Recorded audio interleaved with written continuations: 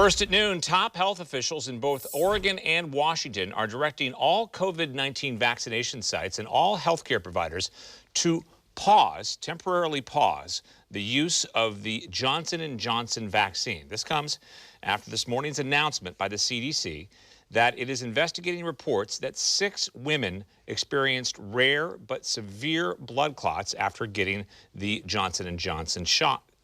One woman died and another is in critical condition. It's important to keep in mind that these are very small numbers compared to the millions of doses that have been administered. Fox 12's Marilyn Deutsch has been working this story since it broke this morning and joins us now with more. The big pharmacies in Oregon and Washington have already made the call. Safeway and Albertsons saying they're only going to be giving out Moderna and Pfizer vaccines right now. And over at Walgreens, they say they are canceling all appointments involving the Johnson & Johnson vaccine. The national call to pause the Johnson & Johnson vaccine is being echoed statewide. Both Oregon and Washington saying they are doing this out of an abundance of caution. These clots have been seen only in 6 women between the ages of 18 and 48. That's 6 out of almost 7 million doses of the Johnson & Johnson vaccine that have been administered across the U.S. So that's fewer than 1 in a million, less than 1/10,000th of 1%. These are not the usual brain clots that doctors see. These brain blood clots are extremely rare. But right now, if you have an appointment for a Johnson & Johnson vaccine this week, you should expect it to be canceled.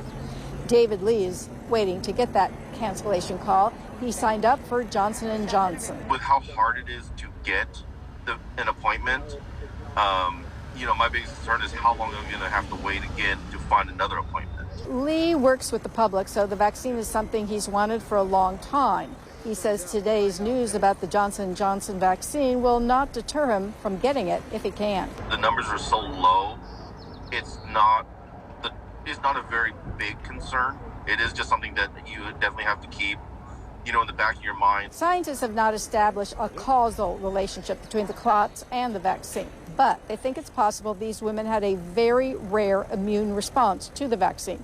However, it's possible there's no relation at all. There needs to be much further investigation. Meantime, doctors emphasize the low risk of these rare blood clots. This COVID pandemic has been hard enough on people as it is, and with this pause of the Johnson & Johnson, it just made things that much tougher to try to get life back to normal. Doctors say if you got the Johnson & Johnson vaccine and within 3 weeks of getting the vaccine you had some flu-like symptoms, check with your healthcare provider. In Portland, Marilyn Deutsch, Fox 12 Oregon.